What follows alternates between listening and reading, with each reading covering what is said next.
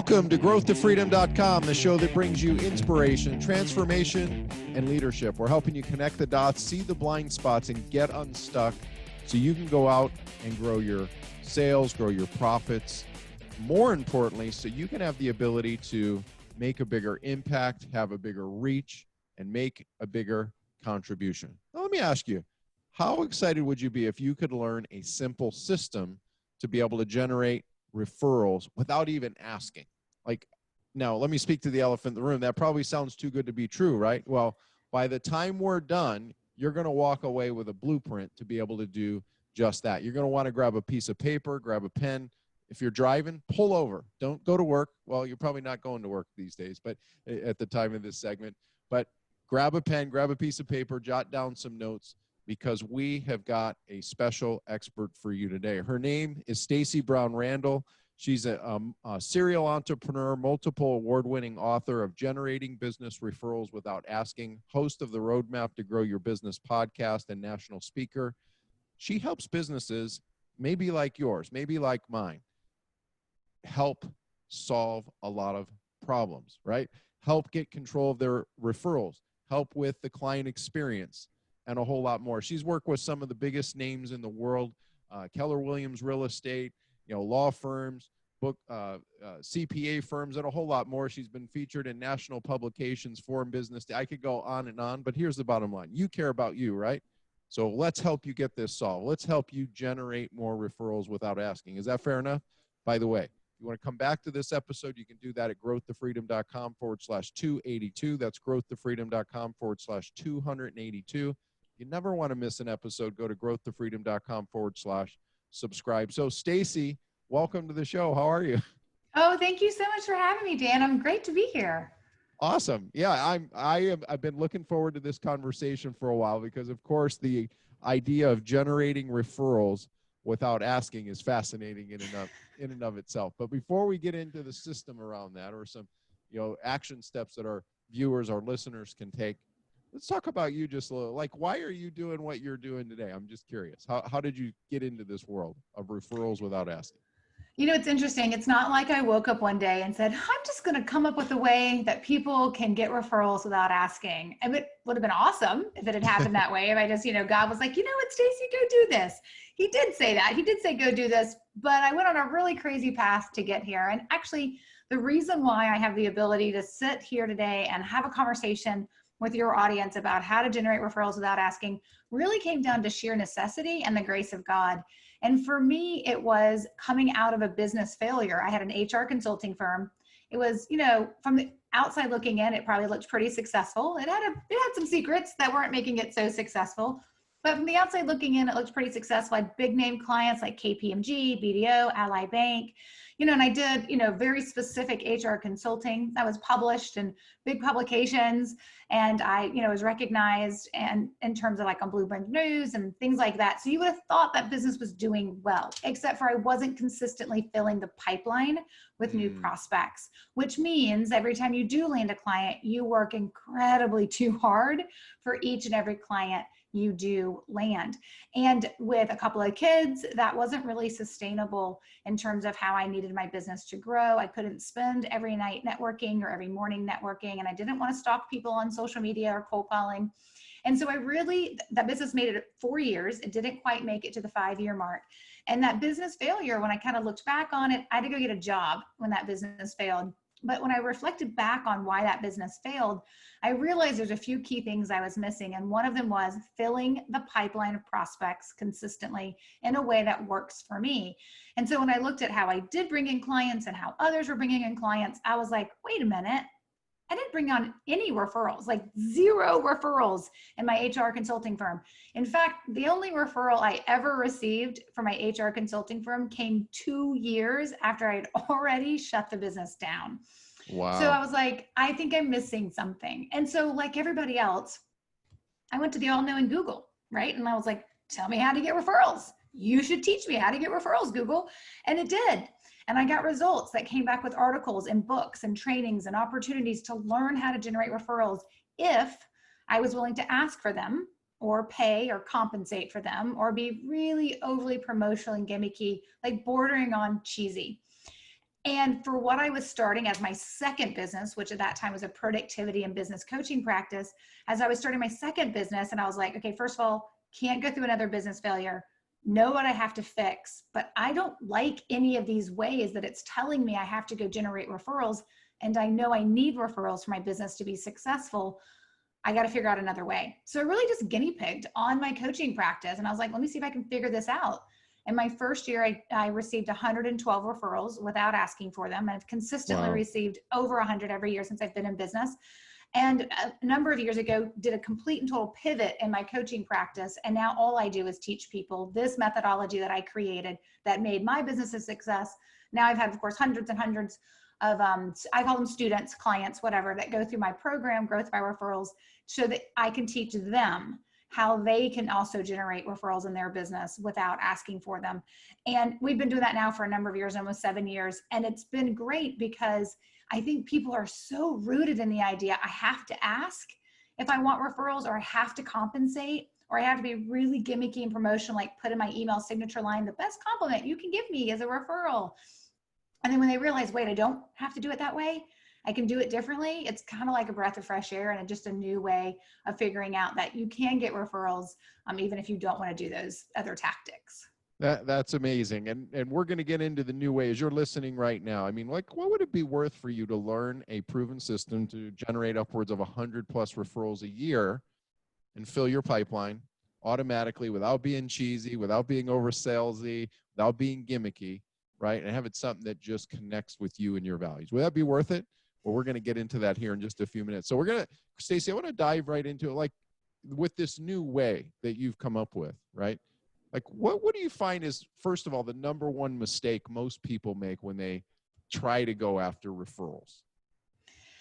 So I think the number one mistake that people make when they're going after referrals is they don't actually understand the human dynamic and the psychology behind how and why referrals happen.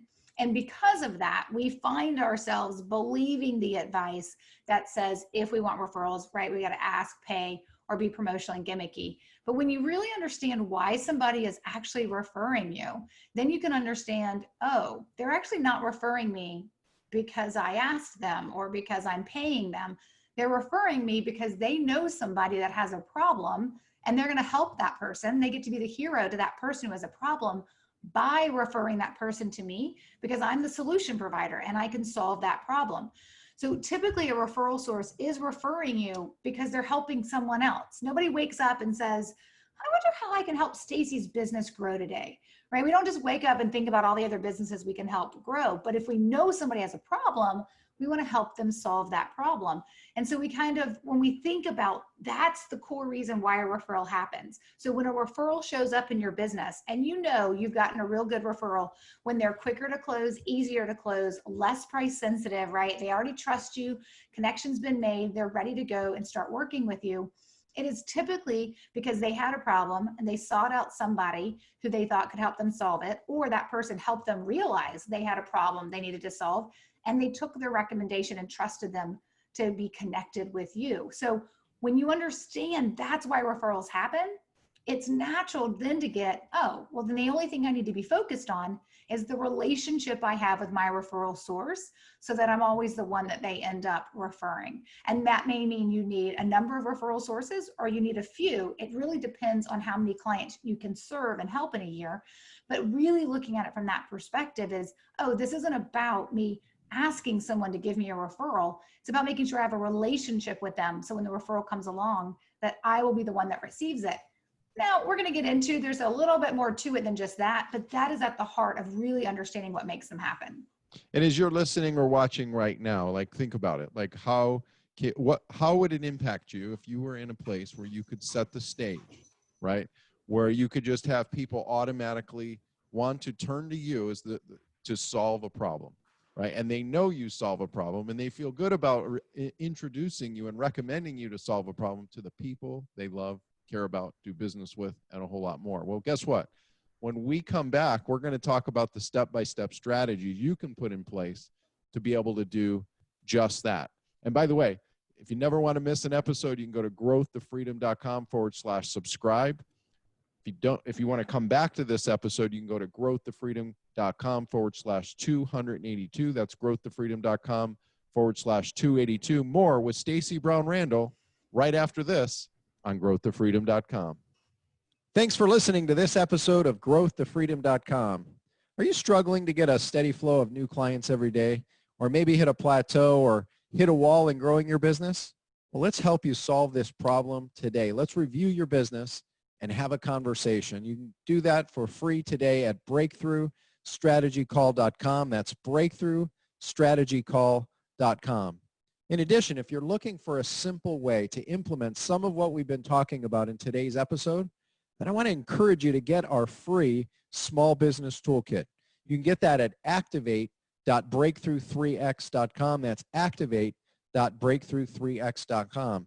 If you'd like access to the special resources and all the show notes for this special episode, make sure to visit growthtofreedom.com.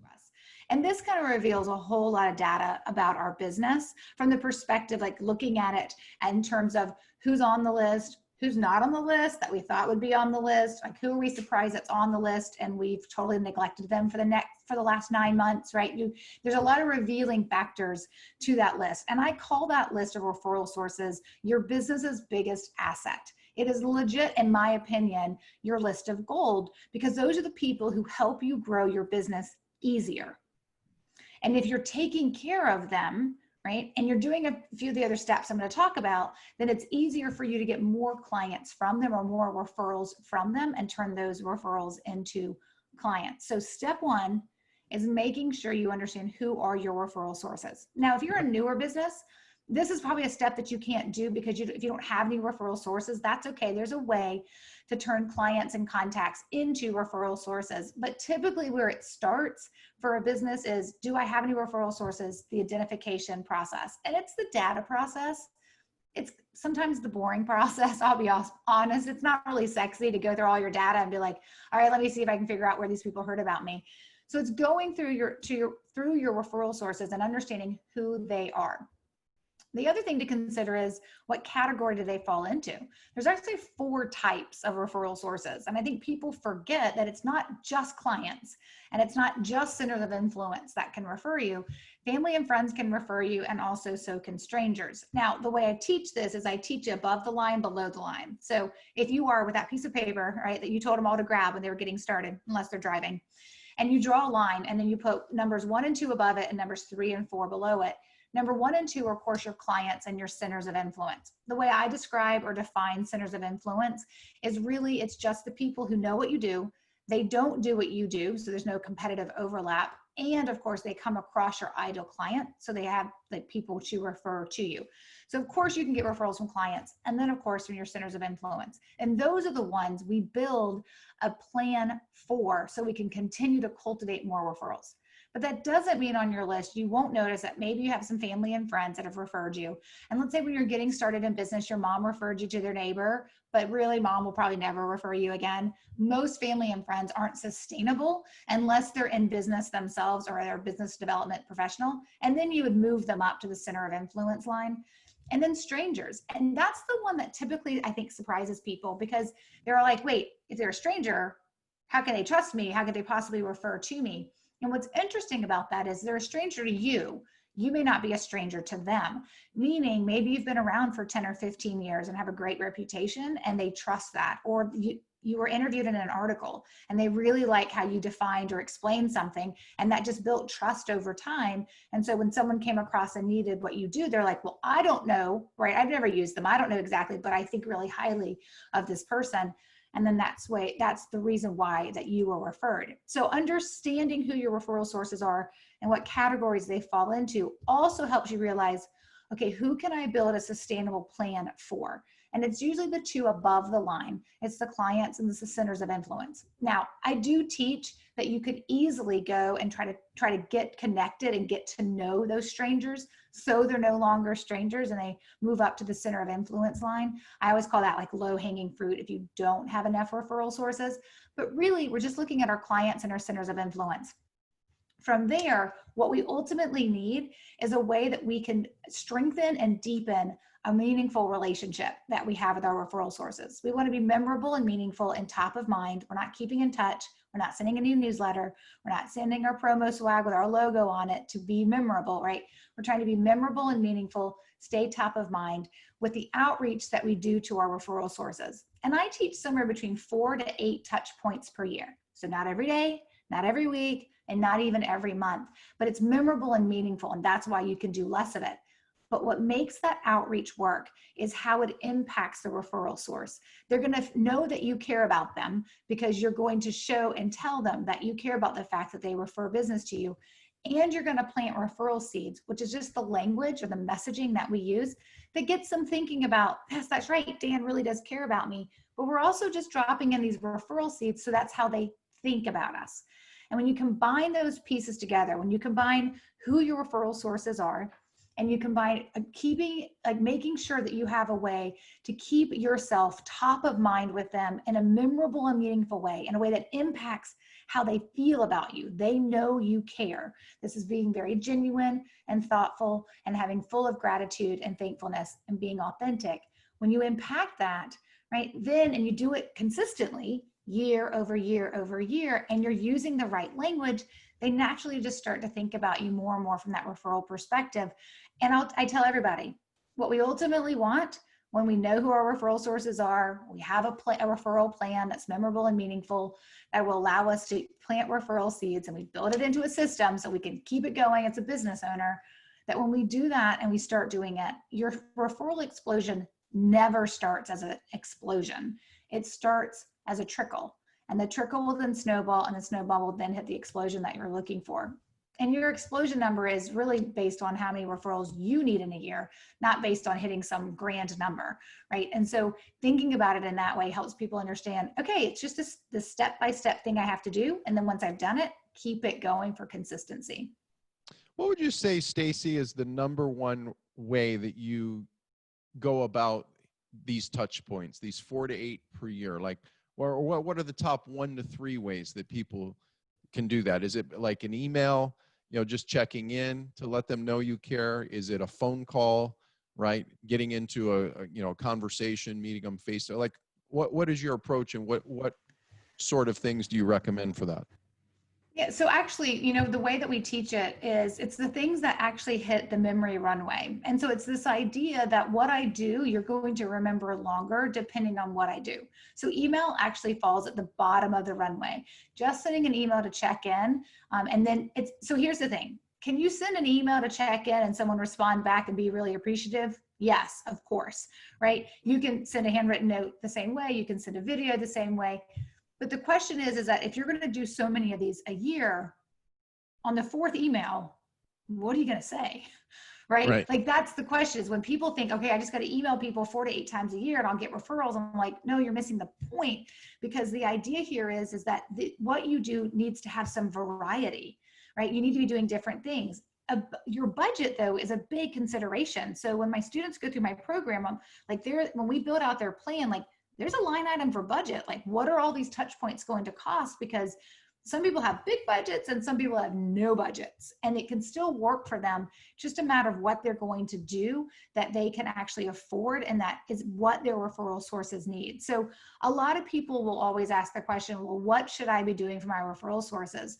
And I always say, well, that's irrelevant until we know who your referral sources are. Because when you look at that piece of data in your business, you'll start to realize, wow, you know what? This is like a great group of folks, and maybe I want to bring them together for an event that I'm going to do just for my referral sources. Or if you're like me, you look at your list of referral sources and you're like, nobody's local, right? Like, everybody's all over the country or all over the world. So what can I do? Because an event isn't going to be possible. So sometimes what you end up doing will be dictated by who your referral sources are and where they are and what your budget looks like.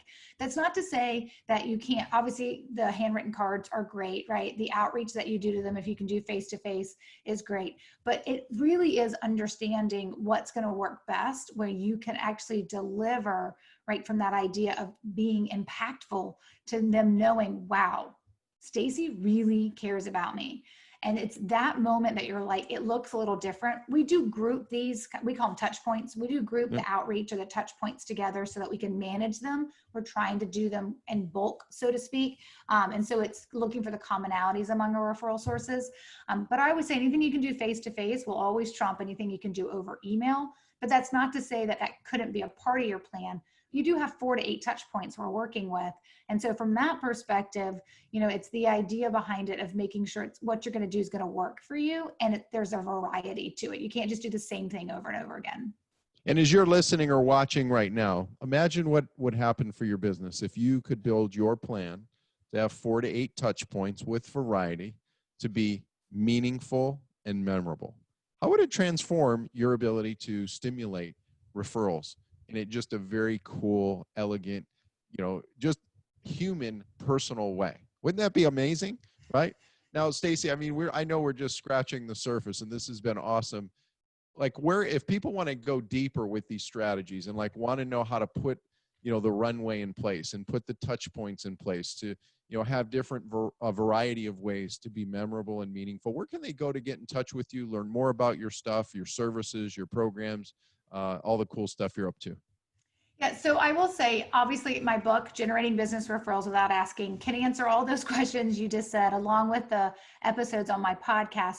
But I always tell folks a great place to start to understand what it would look like to generate referrals and how good you are at generating referrals right now, and to get a roadmap kind of for where you need to go, is to actually take my Referral Ninja quiz. You just go to referralquiz.com, or you can get to it from my website, staceybrownrandall.com as well. But just take the Referral Ninja quiz, and it allows you to answer 9 simple questions, super fast, shouldn't take you too long. And it will actually, you're going to land at one level of a Referral Ninja. There's 3 levels, and you're going to land at one of them. And if you land at the beginner level, which is the beginning level, don't worry, because of the thousands of people who've taken this quiz, typically 83 to 84% land at that level. But then it'll give you a roadmap to see, okay, where do I need to go to move myself to the master level? And really at that point, what a master has, we call them Referral Ninja Masters. What makes them different from those Referral Ninja beginners is that they have this referral plan in place, and they are consistently receiving referrals because of it. They understand how the language piece, the referral seeds, fits in with being memorable and meaningful. And it's the results that they receive that makes them at the master level. So just a great place to start, taking that referral quiz and then really understanding, where am I starting from? And then that'll be able to show where you need to go. So I want to encourage you to go take the quiz right now. Take the quiz right now, get an idea of where you're at. It's going to help you understand where the gaps are, the holes are for where you can go. And then also go check out what Stacey's doing at her site. Go to referralquiz.com. That's referralquiz.com right now, referralquiz.com. And then make sure to jump over and check out all the amazing resources, her podcast, her books, I should say.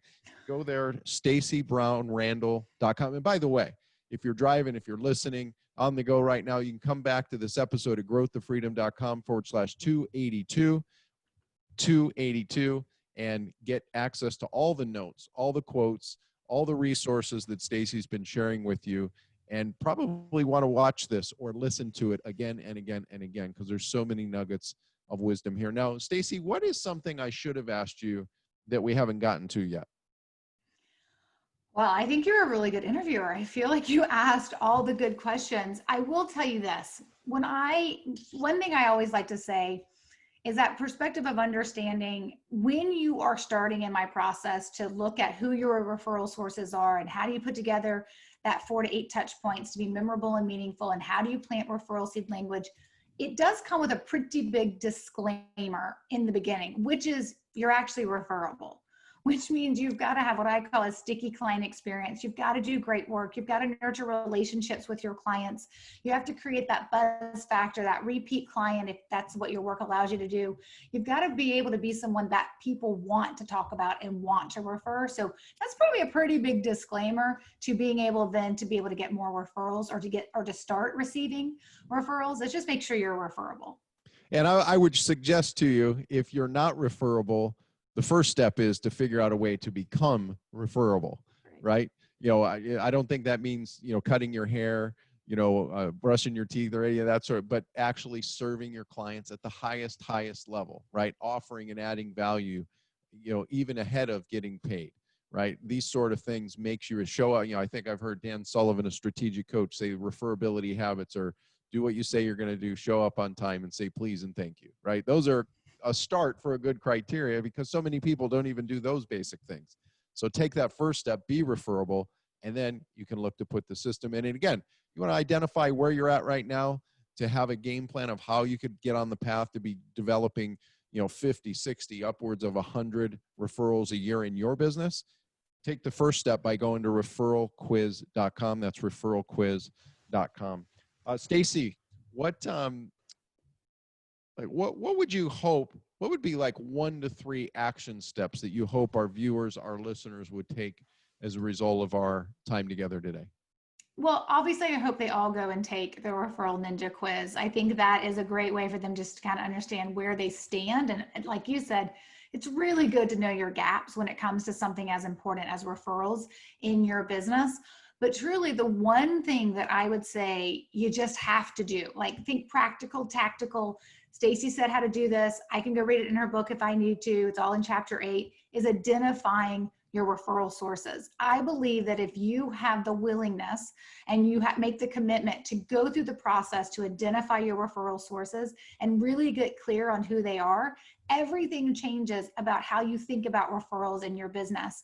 And because when you know who the who is, right, you've identified your referral sources, it's either going to trigger you to want to do more or not, right? And I would prefer you be triggered to want to do more for those referral sources to get more referrals. But that is the game-changing moment for folks when they start thinking about, am I going to get serious for referrals or not, is when they've identified who's referring them and then deciding, these are people I want to take care of. Of course I want to move forward. But it really is, it's kind of like that indicator point. It's like the tipping point for people who decide they want referrals. I can't get anyone to get more referrals if they don't at least take that first step, which is identifying their referral sources. That's amazing. So as you're watching or listening, I encourage you, again, go to referralquiz.com right now. Don't wait. Go now, referralquiz.com. You can still listen to the show. Open it up in a separate browser. Go there right now. And on top of that, take the time to put together a list. We do this every year. We run a group of our clients from where they're at in our model, their value ladder for the year. And we run that list and we go through and we identify who are the clients we likely, for me, what it does, go, oh man, I should be doing a little bit more for that client. How can I help them more? How can I serve them at a higher level? And when you take that approach consistently, one, I think it leads to a higher, longer term, greater reputation. B, it's amazing to serve others, isn't it? Like you'd be amazed how you can just be meaningful and memorable taking one step, which is just reach out to somebody and have a conversation saying, how can I help you? What's one thing you need the most help with right now? Right now, that's just scratching the surface. And there, as Stacey mentioned, dozens and dozens of ways to add variety to that. But if you do nothing else, run and identify the list of the potential people that you could be more in contact with your clients. Start there, right? And it doesn't matter where they've been or how long. You can reconnect. This is another great way to reconnect with your clients, find out what some of their problems are, and be able to help them solve it, whether it's your services or someone else, right? So Stacey, I want to shift just a little bit and pivot. You have 3 kids. They're about the same age as my kids, which I find fascinating. And one of your businesses had been this productivity business, right? So like as a mom with 3 kids, how do you navigate 3 kids and being this high-performing, high-achieving serial entrepreneur? I want to ask you that.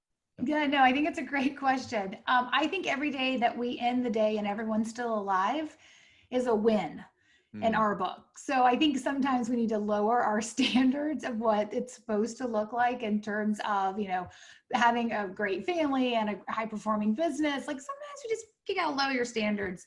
So, and I think for us, because I am a certified productivity coach, and even though I don't do one-on-one coaching anymore, it's very much what my children, not so much my husband, but so much that my children have kind of adopted from me. So the fact that my kids will sit down on a Saturday and will time block out their Saturday so they get done everything they need to get done so they can have that elusive iPad time. Like my son in particular, my son's a lot like me. Well, one of my sons, he'll sit down and be like, okay, mom, what do I have to get done today? And let me time block it out so I have time for everything, because it's really important that I have time to do this. So I think they pick up things for me in that way, but we are really big into schedules. I think that's important. We give a lot of flexibility within the blocks of time within our schedules, because it's not like dinner's at 5 every night, because that's not possible, right? So it's really that idea of what it looks like for your family. For us, we're more scheduled, but there's lots of freedom within that. And like there may be 4 or 5 things you have to do within this 3-hour block. So it really just depends on what works best for your family.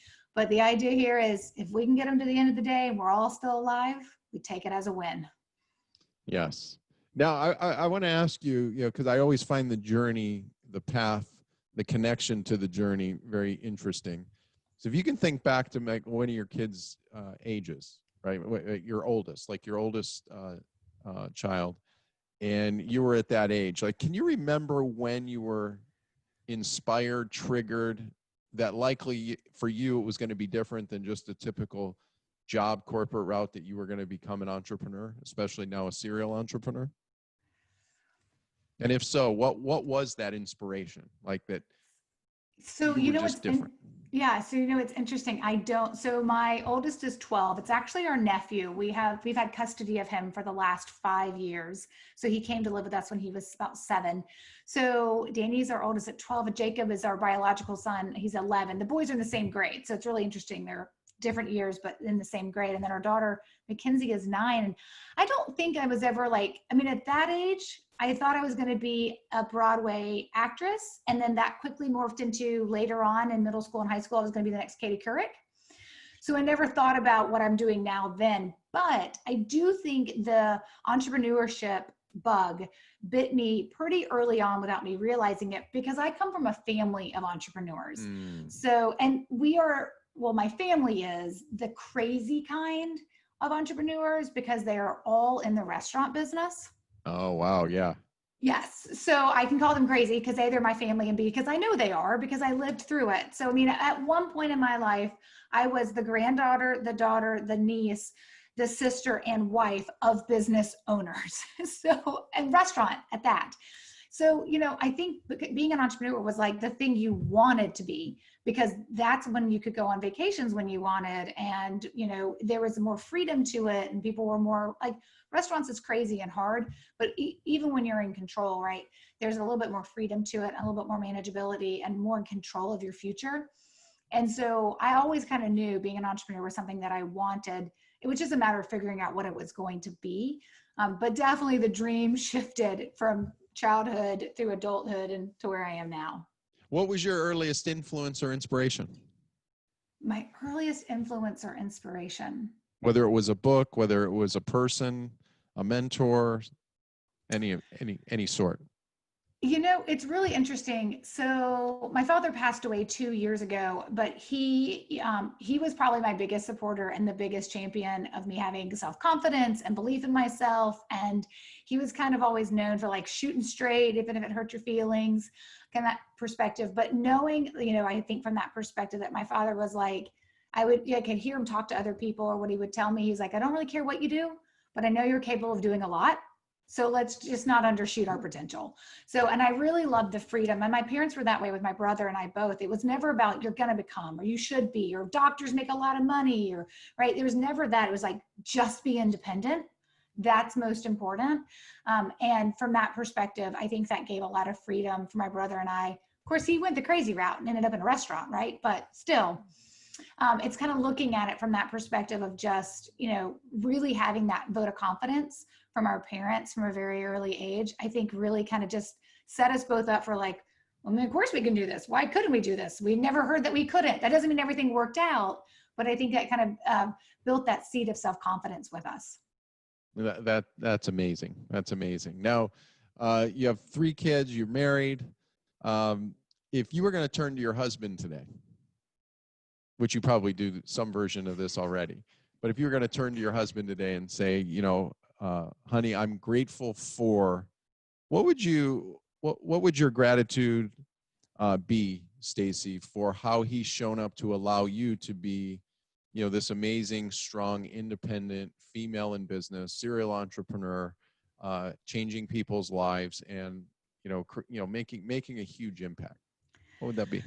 Yeah, so this is something he gets thanked for quite often. And I always say, I'm just thankful that you don't need me to validate your manhood.